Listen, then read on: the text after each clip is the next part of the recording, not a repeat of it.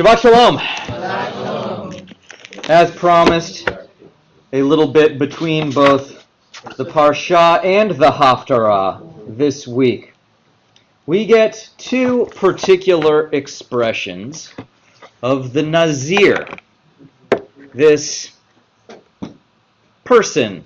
I was going to say this guy, but actually we get clarification that women were indeed took on the vows of Nazir as well in the ancient world. But there's an interesting difference between the Nazir of the haftarah and the Nazir of the Torah portion.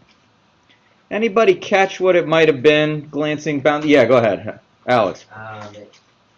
In the Torah portion, it's a temporary term. It's a vow that's taken for a short-ish period of time, 6 to 8 months, something like that.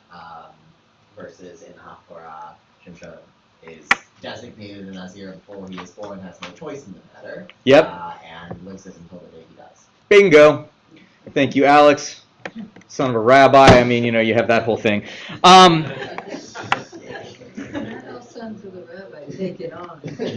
That's true. Not all, children of rabbis decide to take on that degree of learning. So, yasher koach, but I guess somehow these things happen.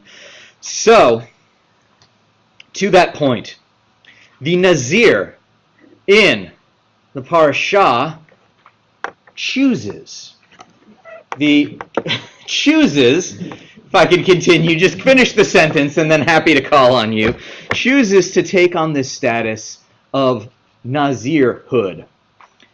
It's a choice. And, as Alex points out, it's limited in term. It's a defined piece of time. The one in the haftarah, however, Shimshon, who we only get his name at the very end of the haftarah if you were tracking that and watching along, he doesn't get a choice in the matter. Nobody asked Samson, hey, do you want to be a Nazir? Do you want to do this Nazirite thing? No. He is designated for this before he is even born, from the time of his birth until he dies. Yes? Two other differences. Sure. In the haftarah, the angel who repeats his instructions twice does not include not going near the dead. True. And indeed, That's right. Shimshon is near the dead. Okay, so a little note about that. If you look at the Torah portion, there are 3 things here that the Nazir is not supposed to do. What are they, friends? Don't drink wine. What was the other one? Don't cut your hair. To cut your hair. And then the last one is, then points out, don't go near the dead. Samson, well, that's not entirely realistic for Samson, given how many of the Plishtim he is going to wind up slaying personally in the course of his, time in Shoftim. We'll call it that.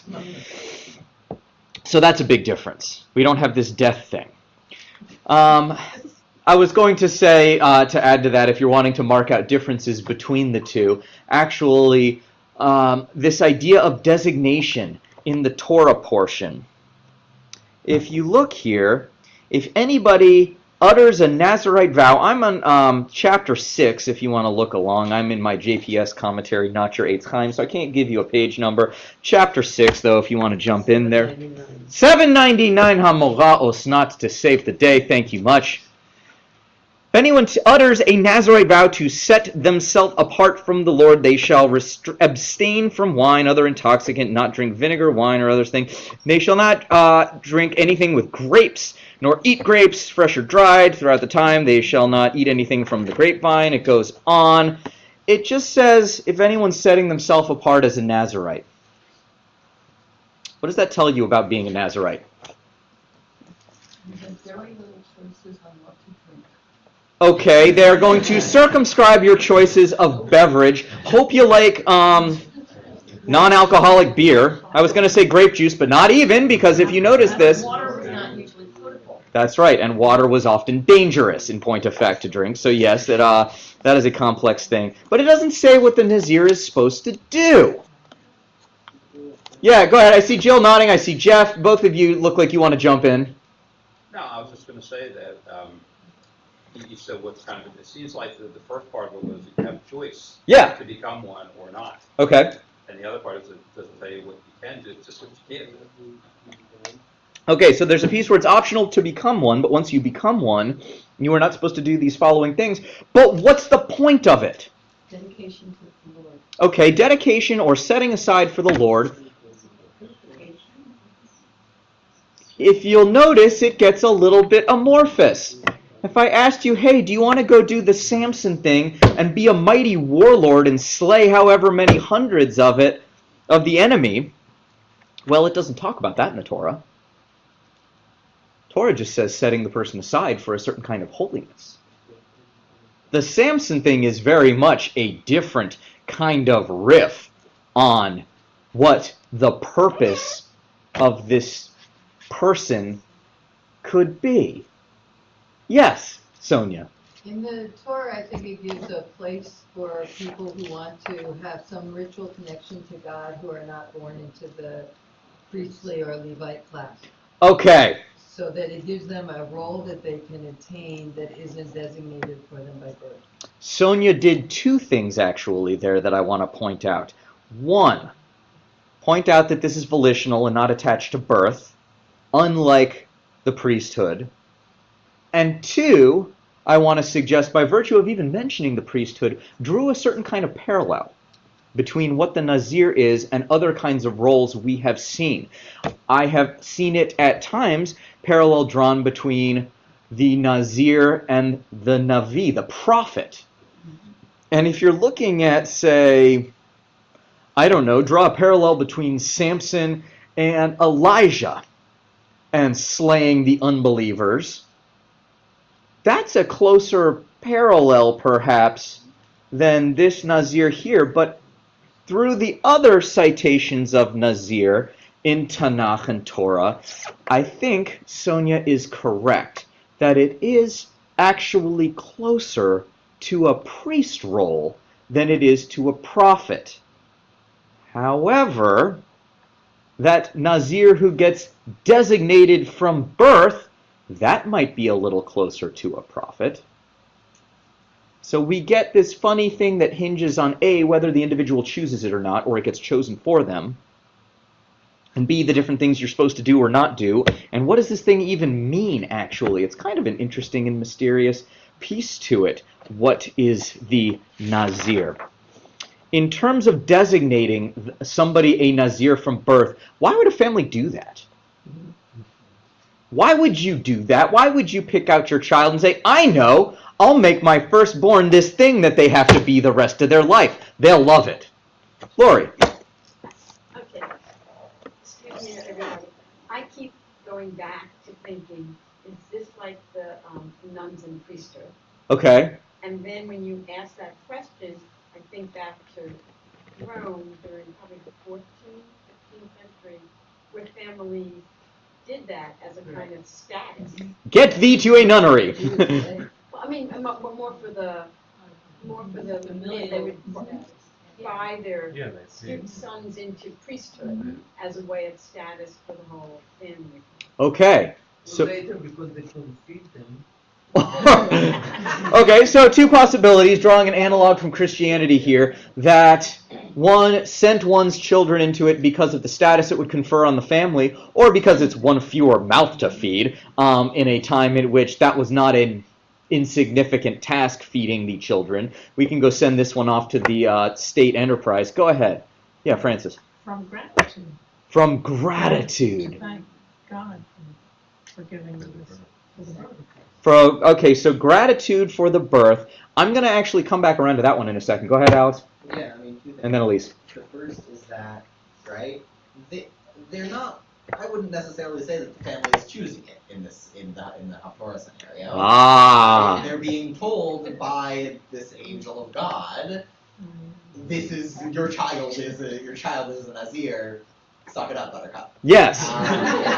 They have been It's been barren. The Yes, only reason correct. you're gonna have a child. Exactly. they have been voluntold. That's right. And then the other is that, right, I mean, we're talking about, somebody mentioned that it doesn't say what the sort of what the Nazir is allowed to do, just what the Nazir is not allowed to do. Correct. There is a massive parallel, right, in the Torah, where Manoah says, let him instruct us how to act with the child that is born. What can we do with the child, right? We know what we can't do. We were told that. Yeah.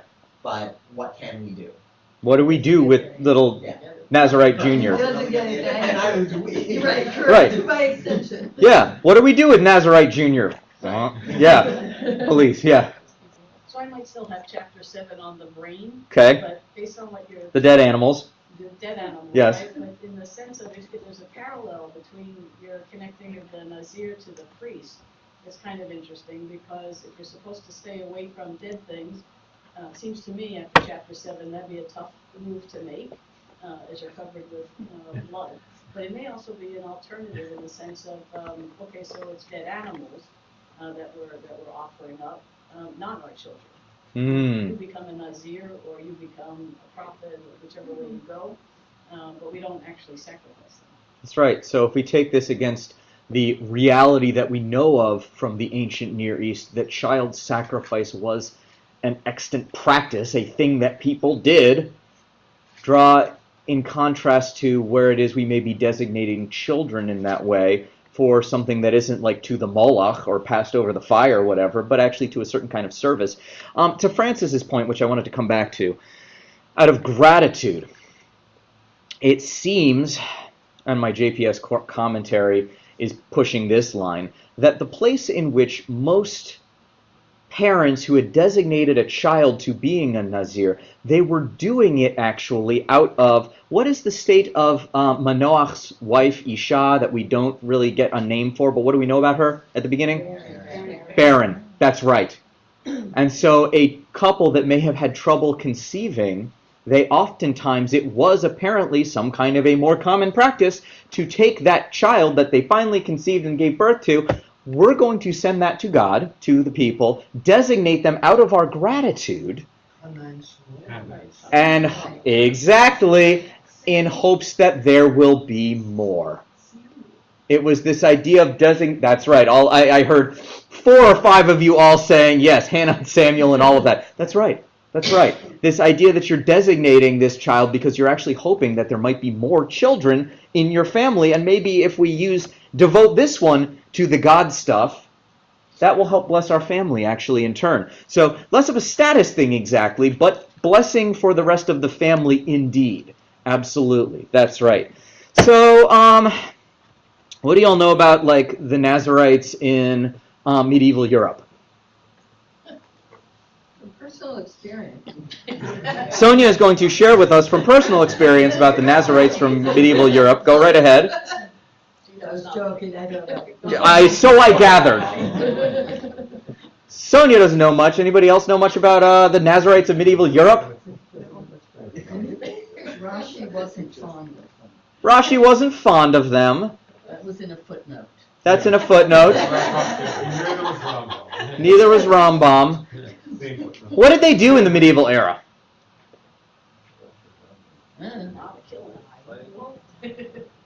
It's not really that clear because they seem to have gone largely out of fashion by then.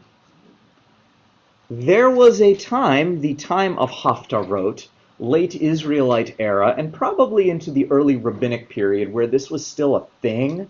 So now we're talking the first centuries CE.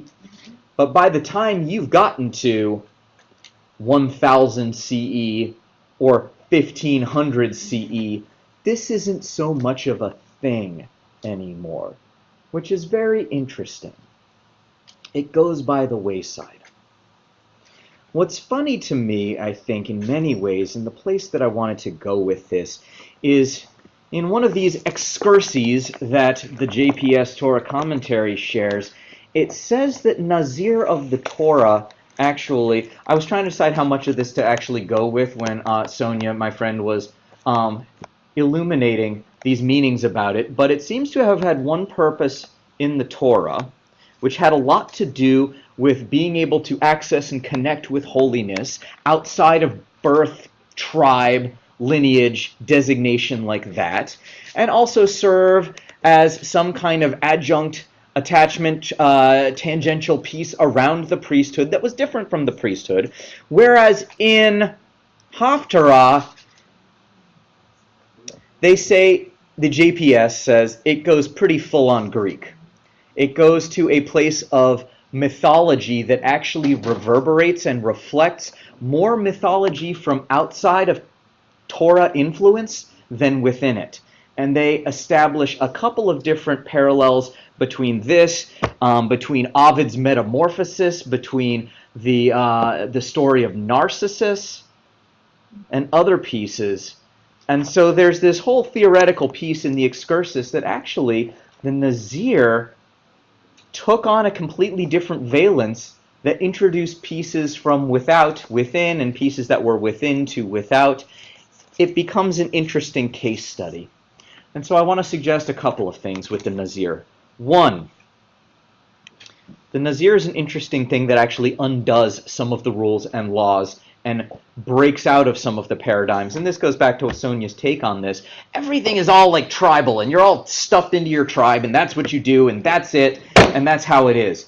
Nazir is one of the few places that undoes that. And not only does it undo that, but in later Nazirhood, Nazir stuff, in the late Israelite era, the last few centuries BCE, we have all of this evidence of women taking that on as well and elevating women's roles within society. The Nazir thing actually breaks some rules here. I'm going to add one more little rule that it breaks as well, which is that whole grape thing. Back to that. The not drinking alcohol thing, fine. Okay, that's interesting enough. But the no grapes. Who else didn't consume grapes in the ancient world, or grapevines? This was an interesting one to me when I caught it. Nomadic peoples.